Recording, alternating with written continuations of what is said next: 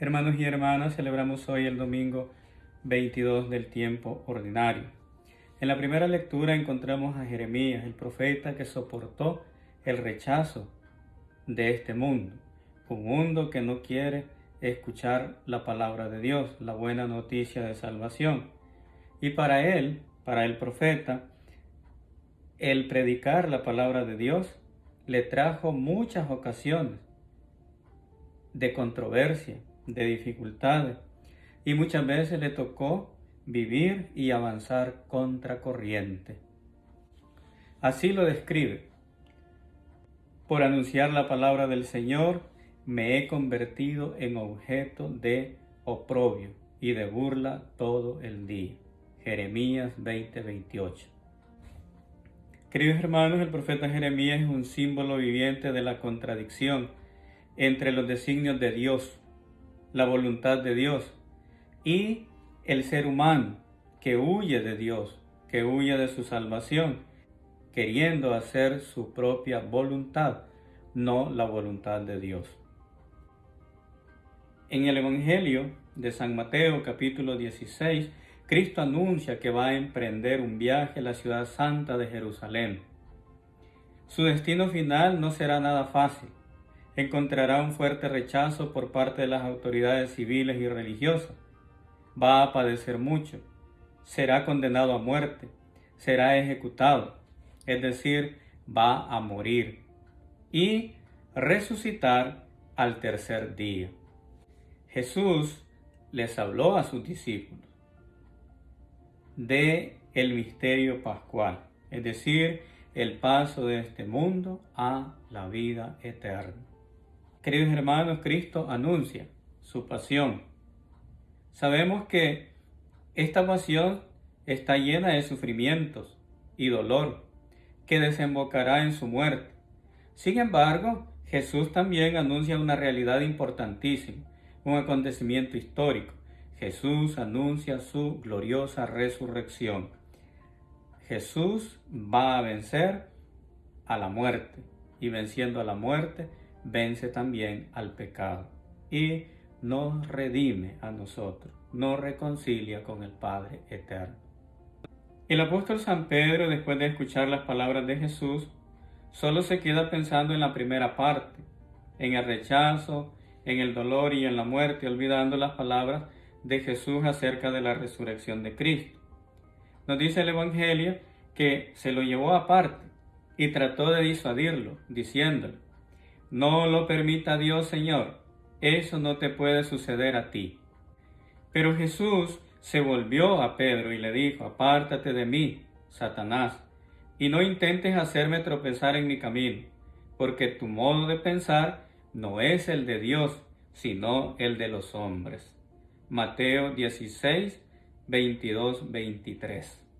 Queridos hermanos, el Papa Francisco nos recuerda el Evangelio del domingo pasado. Un momento antes, el apóstol Pedro fue bendecido por el Padre, porque había recibido de él aquella revelación, una piedra sólida, para que Jesús pudiese construir encima su comunidad.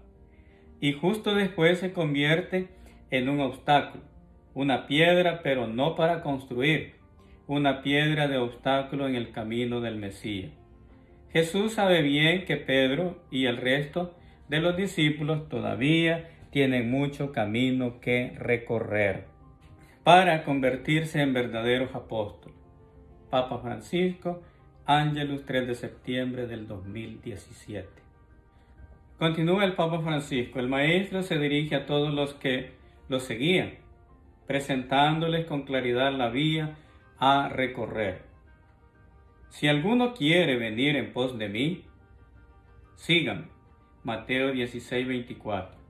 Siempre, y también hoy, nos recuerda el Papa, está la gran tentación de querer seguir a un Cristo sin cruz. Es más, no solo seguir a Cristo sin cruz, sino todavía pretender nosotros ser maestros de Jesús, quererle enseñar a Él el camino. ¿Cómo lo intentó Pedro? Cuando le dice: no, no, Señor, esto no sucederá nunca. Papa Francisco, Ángelos, 3 de septiembre del 2017. Jesús nos recuerda que su camino es la senda del amor y no existe el verdadero amor sin sacrificio de nosotros mismos.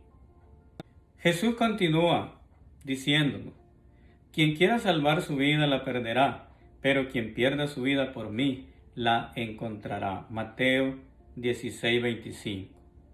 Queridos hermanos, gastar los talentos propios, las energías y el propio tiempo solo para cuidarse, custodiarse y realizarse a sí mismo conduce en realidad a perdernos en nuestro egoísmo. O sea, a una experiencia triste y estéril.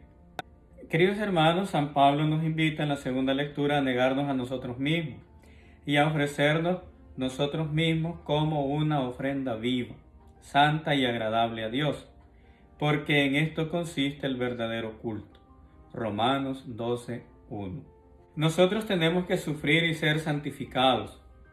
Estamos llamados a ofrecernos juntamente con el sacrificio de Cristo actualizado en la Santa Misa. San Pablo nos exhorta a no dejarnos transformar por los criterios de este mundo, sino que debemos de dejar que una nueva manera de pensar nos transforme interiormente, para que sepamos distinguir cuál es la voluntad de Dios, es decir, lo que es bueno, lo que le agrada, lo perfecto. Romanos 12:2. El Señor esté con usted, y la bendición de Dios Todopoderoso, Padre, Hijo y Espíritu Santo, descienda sobre ustedes y les acompañe siempre.